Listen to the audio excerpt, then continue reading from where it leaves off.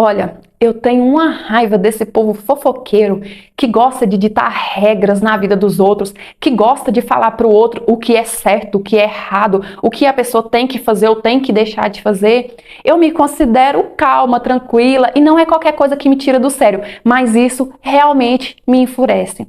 Eu tive um relacionamento que durou 5 anos e, tinha 2 anos que a gente era noivo, a gente estava quase casando. E ele me deixou para poder ir atrás de objetivos maiores. Eu tô falando com as palavras que ele usou para me deixar quando ele foi embora para a Espanha. Ele disse que estava me deixando porque ele tinha objetivos maiores na vida. É claro que eu sofri, eu sou humana, eu o amava, eu vivi com ele 5 anos, só eu sei como eu estava.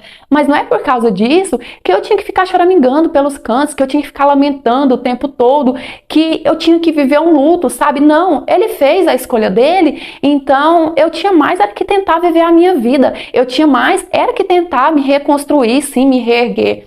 Então, eu voltei a sair com as minhas amigas que há tempos eu já não saía, em respeito ao meu bendito noivo, né? E aí a gente saía pra barzinho, a gente saía pra balada, pra conversar mesmo, curtir, esparecer a cabeça, beber um pouco, sabe? Aquilo me tranquilizava, aquilo me fazia esquecer um pouco que eu tinha sido abandonada e tudo que eu tinha vivido. E aí, um dia, numa dessas baladas, eu conheci um carinha que a gente deu muito certo e ele tava me fazendo muito bem. Eu comecei a ficar com ele. Eu não amava ele, porque infelizmente eu ainda era apaixonada pelo falecido. Só que quando eu tava com ele, ele me trazia uma calma, ele me trazia uma paz e ele me fazia até esquecer por alguns minutos que eu tinha sido abandonada nas vésperas do meu casamento. E aí a gente foi ficando, e eu sempre fui sincera com ele, sabe? Que eu não tava afim de relacionamento sério, porque tinha acabado de acontecer isso na minha vida. E por ele tudo bem, ele disse que também não importava, sabe? Se a nossa relação ficasse mais séria, tudo bem. Se não desse nada, a gente curtia enquanto tava bom pros dois. E aí um dia eu levei ele na casa da minha mãe, sabe? Apresentei pra minha mãe gostou dele e tal, expliquei a situação e a gente entrou pro meu quarto e ficou lá conversando, ouvindo a música, namorando, né? Nisso, a linguaruda da minha cunhada, mulher do meu irmão, chegou em casa, porque ela sempre gostou de ir pra lá fofocar com a minha mãe. E ela não viu que eu tava em casa e ela começou a descer a lenha pra minha mãe falando de mim. Falando assim que o que eu tava fazendo era muito errado, que eu tinha acabado de terminar um noivado de 5 anos e já tava saindo, dormindo com outro cara, que as pessoas iam falar de mim, que eu já tava enrolada com esse carinha quando tava com o meu noivo, por isso que meu noivo me deixou. Não, e falou um monte. E eu do meu quarto ouvindo, só deixando ela sentar a lenha com gosto, sabe? Quando ela terminou, eu saí do quarto, encarei ela de baixo em cima assim, ela quase infartou de susto. E eu falei assim, então, Érica, fala aí na minha cara o que de tão errado eu tô fazendo. E ela começou a gaguejar, sabe? Ela, não, Márcia, eu não tô falando por mal, não. Tô falando por seu bem, que eu gosto de você. Porque as pessoas tá começando a falar que você já tava com esse carinha. Falei, você deve estar falando porque você entende do assunto, né? Foi isso que aconteceu com você quando você se juntou com o meu irmão? Sim, porque quando a bonita juntou com o meu irmão, ela tava esperando um neném de outro cara. E eu não tô julgando, porque na época o meu irmão sabia, o meu irmão aceitou. Então, assim, o que é combinado não sai caro. O que eu tô tentando dizer que é fácil a pessoa enrolar o rabo e falar dos outros. E aí a minha mãe começou a ficar brava comigo, porque eu toquei nesse assunto, porque eu toquei na ferida da bonita, sabe? Mas eu tava quietinha no meu canto, ela que veio mexer com a minha língua. E aí deixei pra lá, sabe? Fui embora com ele, deixei pra lá. Eu já não engolia muito ela, porque ela sempre foi fofoqueira, eu não tenho paciência com gente fofoqueira, então só deixei pra lá.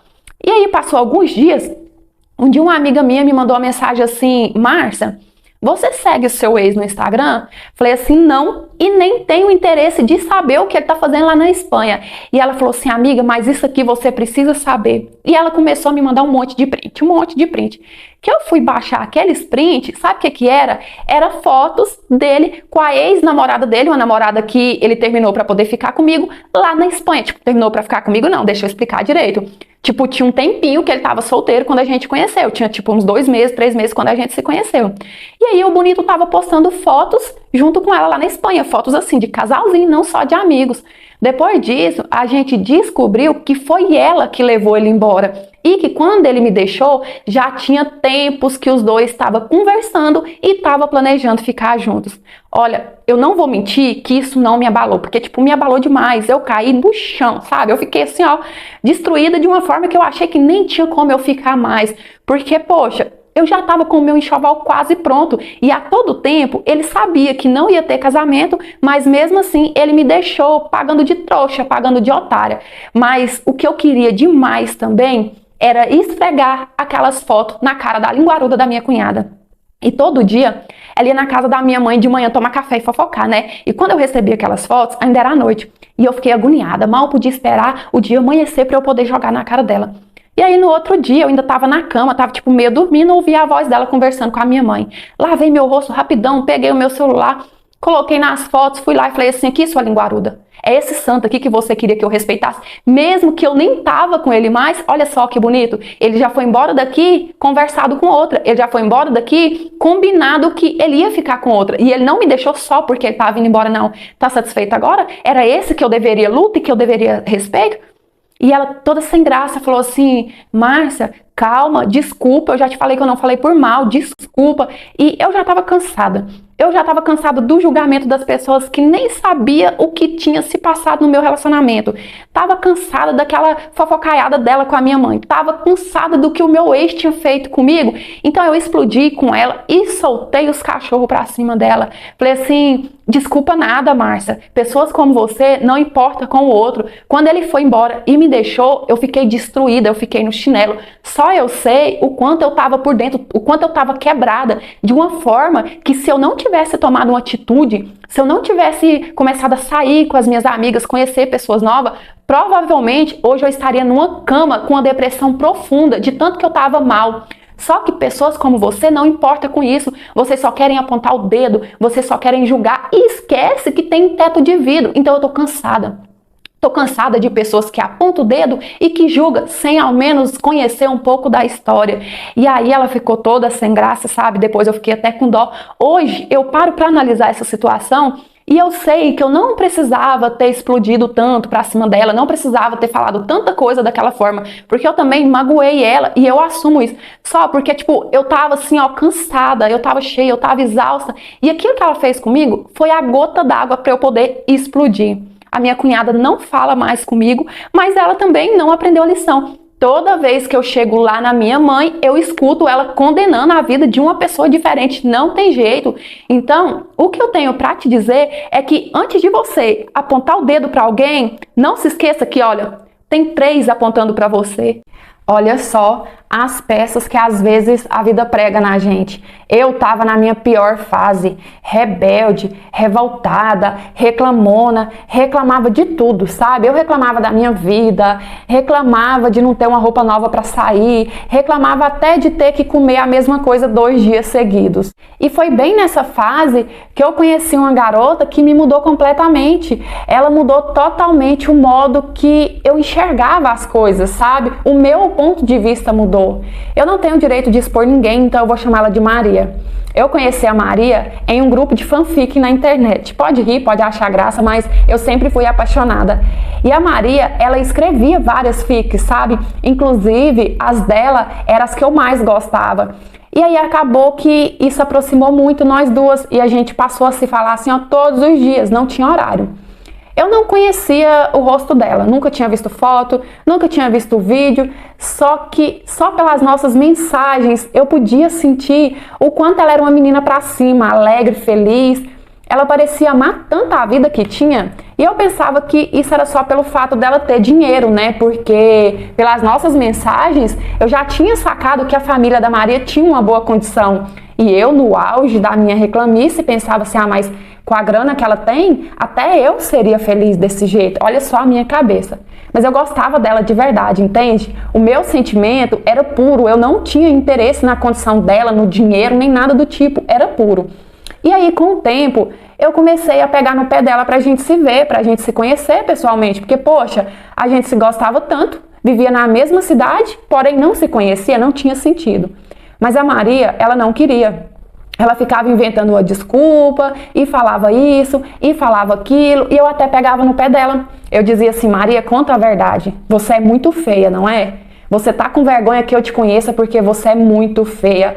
Ou de repente não, de repente você tá com medo que eu te sequestre para pedir o resgate para sua família só porque eu sou pobre. Eu zoava ela na mais pura inocência. Eu nem tinha noção da verdade que estava por trás disso tudo. Um dia, do nada, a Maria resolveu me encontrar.